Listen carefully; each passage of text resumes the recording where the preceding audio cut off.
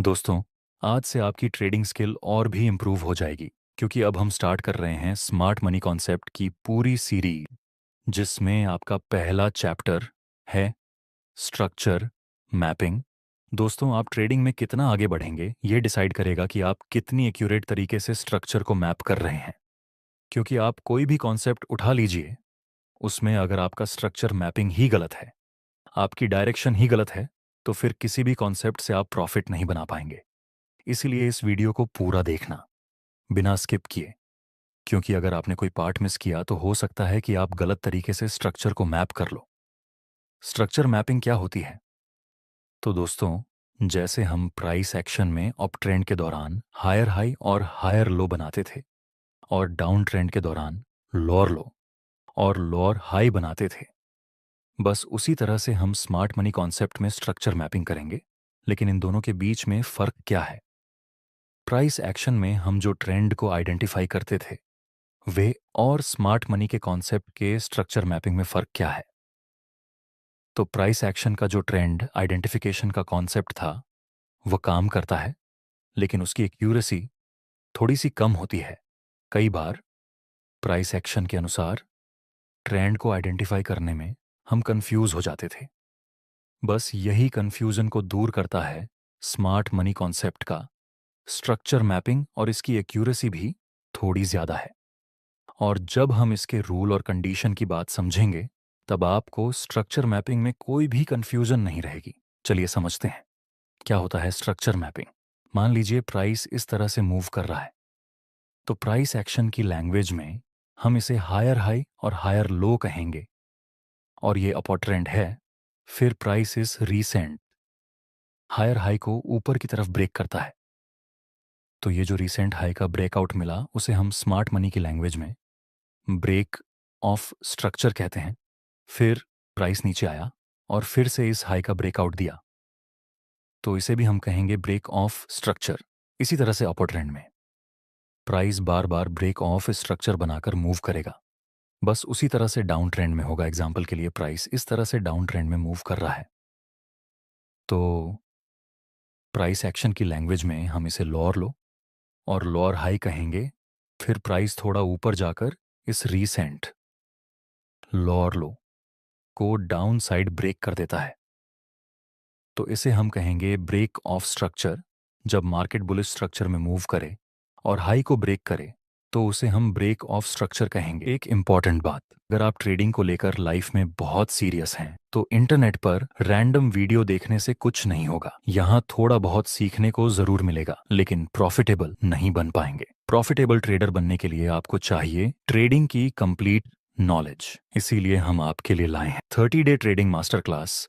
इसमें आपको crypto, forex और स्टॉक मार्केट के लिए बेसिक से लेकर एडवांस लेवल तक का complete technical analysis, price action, smart money concept और ऑप्शन ट्रेडिंग सीखने को मिलेगा। इस कोर्स की एक्चुअल प्राइस 4,999 है, लेकिन पहले 50 ट्रेडर्स के लिए न्यू 50 कूपन कोड इस्तेमाल करने पर यह कोर्स आपको सिर्फ 2,999 रुपए में मिलेगा। कोर्स का लिंक डिस्क्रिप्शन में दिया गया। और जब प्राइस बेयरिश मार्केट स्ट्रक्चर में लोअर लो को डाउन साइड ब्रेक करे, तो उसे भी हम कहेंगे ब्रेक ऑफ स्ट्रक्चर।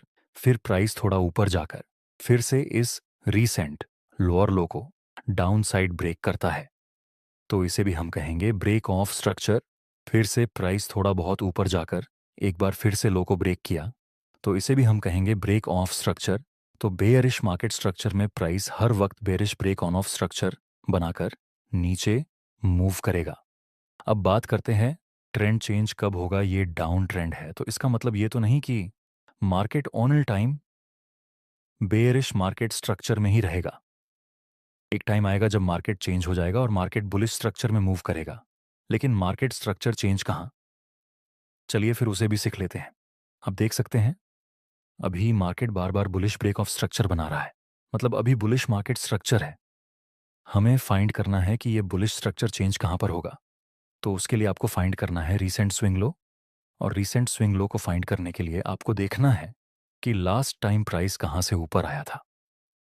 दोस्तों, ये वह लेवल है जहां से प्राइस लास्ट टाइम ऊपर गया था। तो ये लेवल हमारे लिए रीसेंट स्विंग लो की तरह काम करेगा। अगर प्राइस इस लेवल को डाउनसाइड ब्रेक कर देगा तब ये स्ट्रक्चर चेंज हो जाएगा। नेक्स्ट प्राइस थोड़ा नीचे आकर फिर से ब्रेक ऑफ स्ट्रक्चर बनाता है।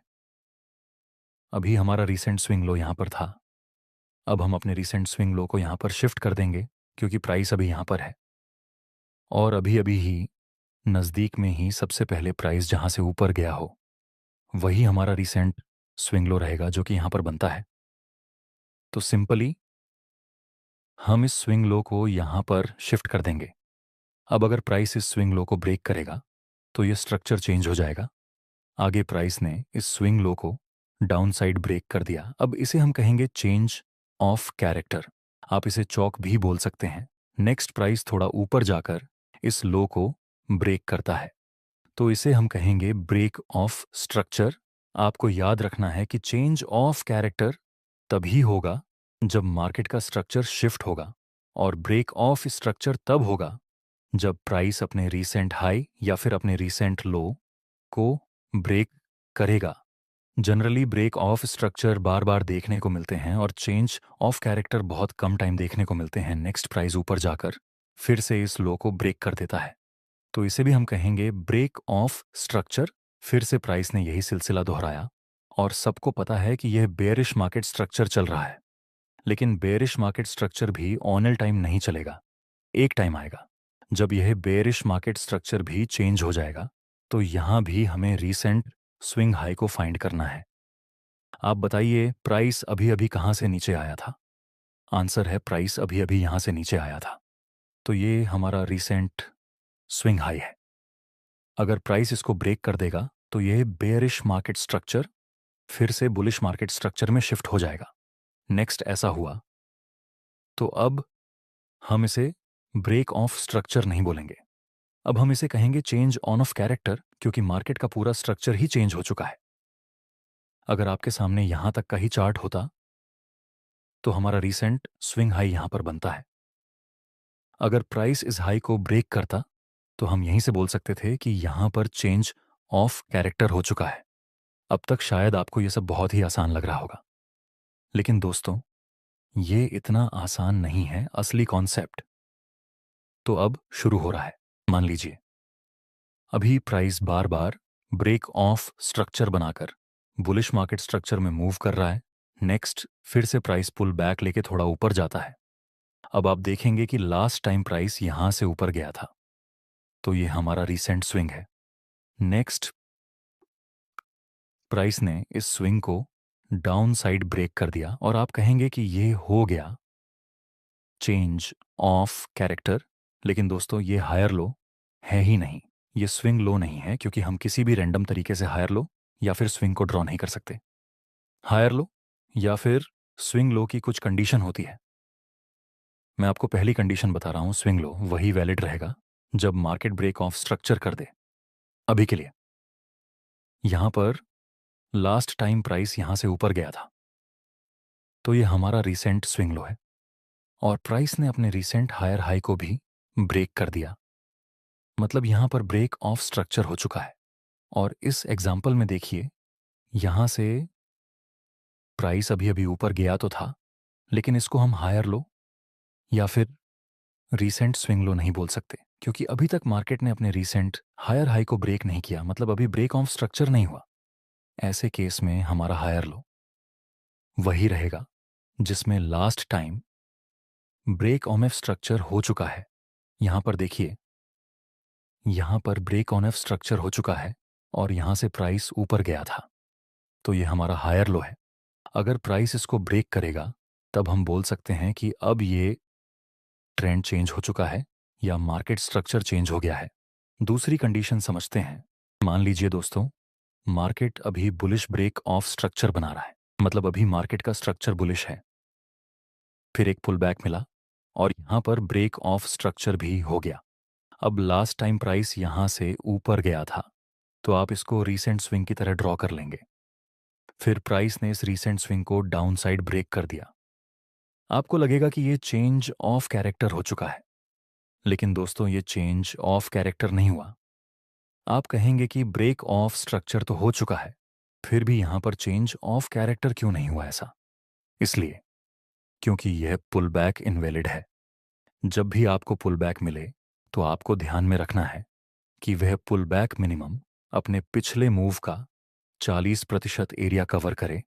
हम इस लेवल से इस लेवल तक फिबोनाची को अप्लाई करेंगे तो हमें साफ दिख रहा है कि यह पुल बैक 40% एरिया का नहीं है, तो हमें वेट करना है कि मार्केट अपनी पिछली रेंज का एट लिस्ट मिनिमम 40% एरिया तो कवर करे। अभी तो आपको लगेगा कि यहाँ मार्केट ने चेंज ऑफ कैरेक्टर कर दिया और यहाँ से बेरिश मार्केट स्ट्रक्चर स्टार्ट हो चुका है, लेकिन ये change of character he invalid है क्योंकि ये पुल बैक 40% का नहीं है। नेक्स्ट प्राइस थोड़ा नीचे आकर फिर से ऊपर जाने की कोशिश करता है, तो अब हम फिर से फिबोनाची को अप्लाई करेंगे। ये पुल बैक 40% का है और फिर यहां पर ब्रेक ऑफ स्ट्रक्चर भी हो चुका है, तो अब यह स्विंग वैलिड है क्योंकि यहां पर ब्रेक ऑफ स्ट्रक्चर भी हो चुका है और मार्केट ने 40% का पुल बैक भी ले लिया। यही हमारा वैलिड स्विंग है। अगर प्राइस इसे डाउन साइड ब्रेक करेगा तब हम इसको वैलिड चेंज ऑफ कैरेक्टर या फिर चौक बोल सकते हैं। हम अपनी तीसरी कंडीशन को देखते हैं। यहां मार्केट बेरिश स्ट्रक्चर में मूव कर रहा है। प्राइस बार बार बेरिश ब्रेक ऑफ स्ट्रक्चर बना रहा है, फिर प्राइस एक पुल बैक लेकर रीसेंट लो को ब्रेक कर देता है। मतलब यहां पर ब्रेक ऑफ स्ट्रक्चर हो चुका है। हमारी पहली कंडीशन यहां फुलफिल हो गई। दूसरी कंडीशन हम देखें तो ये पुल बैक ने अपने 40% एरिया को भी कवर कर लिया है। आपको लगेगा कि यह वैलिड स्विंग है। नेक्स्ट प्राइस ने इस स्विंग को ऊपर की तरफ ब्रेक भी कर दिया, लेकिन दोस्तों अभी भी ये वैलिड स्विंग नहीं है। आप कहेंगे कि ब्रेक ऑफ स्ट्रक्चर हो चुका है, पुल बैक ने 40% एरिया को कवर भी कर लिया है, फिर भी ये वैलिड स्विंग क्यों नहीं है? क्योंकि ये ब्रेक ऑफ स्ट्रक्चर मिला वह इनवैलिड है। ऐसा क्यों? क्योंकि यहां जो ब्रेक ऑफ स्ट्रक्चर मिला है वहां प्राइस ने वीक से ब्रेक ऑफ स्ट्रक्चर किया है, तो ऐसा ब्रेक ऑफ स्ट्रक्चर इनवैलिड रहेगा। जब भी ब्रेक ऑफ स्ट्रक्चर हो तो हमारे लिए जरूरी रहेगा कि वहां पर प्राइस बॉडी से ब्रेक ऑफ स्ट्रक्चर करे ना कि वीक से। इस चार्ट को देखिए, प्राइस ने प्रॉपर बॉडी से ब्रेक ऑफ स्ट्रक्चर बनाया और फिर चेंज ऑफ कैरेक्टर कर दिया। तो ये चेंज ऑफ कैरेक्टर वैलिड है क्योंकि यहां हमारी तीनों कंडीशन फुलफिल हो रही है। वो ब्रेक ऑन ऑफ स्ट्रक्चर भी वैलिड है। प्राइस ने 40% एरिया को कवर भी कर लिया और बाद में वैलिड चेंज ऑफ कैरेक्टर भी कर दिया, लेकिन यह चेंज ऑफ कैरेक्टर वैलिड नहीं है क्योंकि प्राइस ने ब्रेक ऑफ स्ट्रक्चर ही वीक बनाकर किया। ऐसे केस में हो सकता है कि प्राइस एक ट्रैप बनाकर फिर से नीचे गिरे। दोस्तों, अब आपने मार्केट के स्ट्रक्चर को मैप करना सीख लिया। चलिए अब हम एक रियल चार्ट में इसको देखते हैं कि स्ट्रक्चर मैपिंग कैसे करनी है। यहां मार्केट थोड़ा ऊपर जाकर नीचे गिरा और फिर इस हाई को ब्रेक कर दिया, मतलब यहां ब्रेक ऑफ पे स्ट्रक्चर हो चुका है और यह पुल बैक वैलिड भी है। सो हम यहां पर अपना रीसेंट स्विंग ड्रॉ कर लेंगे। अगर प्राइस इसको ब्रेक करेगा डाउन साइड तो यहां से मार्केट बेयरिश स्ट्रक्चर में चेंज हो जाएगा। नेक्स्ट प्राइस फिर से एक पुल बैक लेता है। अब हमें देखना है कि क्या यह पुल बैक वैलिड है या फिर नहीं। इसके लिए हम फिबोनाची को अप्लाई करेंगे। तो दोस्तों, यह पुल बैक वैलिड है, सो हम यहां पर इस हायर हाई को भी वैलिड कहेंगे। अब अगर यहां ब्रेक ऑफ स्ट्रक्चर होगा तो हम इस स्विंग को यहां पर शिफ्ट कर देंगे। नेक्स्ट एक ब्रेक ऑफ स्ट्रक्चर मिला भी, तो अब हम अपने स्विंग को यहां पर शिफ्ट कर देंगे। अगर प्राइस यहां से इस स्विंग को ब्रेक करेगा तो हम कहेंगे कि यहां पर मार्केट का स्ट्रक्चर शिफ्ट हो चुका है। फिर से प्राइस ने एक पुल बैक ले लिया। अगर यह पुल बैक 40% का होगा तो यह हायर हाई वैलिड बना रहेगा। दोस्तों, ये पुल बैक 40% से ज्यादा का है, मतलब ये वैलिड है। नेक्स्ट प्राइस ने ब्रेक ऑफ स्ट्रक्चर बना दिया और वह भी बॉडी से, तो अब हम यह रीसेंट स्विंग को यहां पर शिफ्ट करेंगे। जब तक प्राइस इस स्विंग को डाउन साइड ब्रेक नहीं करेगा तब तक हमारा मार्केट स्ट्रक्चर शिफ्ट नहीं होगा। नेक्स्ट एक पावरफुल ब्रेक ऑफ स्ट्रक्चर के साथ मार्केट ने काफी बड़ा मूवमेंट दे दिया। फिर से प्राइस एक बड़ा पुल बैक लेता है, लेकिन अभी तक हमारा रीसेंट स्विंग ब्रेक नहीं हुआ, मतलब आगे से बुलिश स्ट्रक्चर कंटिन्यू रहेगा। दोस्तों, कल ही हम स्मार्ट मनी कॉन्सेप्ट का दूसरा वीडियो अपलोड करेंगे। तब तक आप स्ट्रक्चर मैपिंग की प्रैक्टिस करना। धन्यवाद।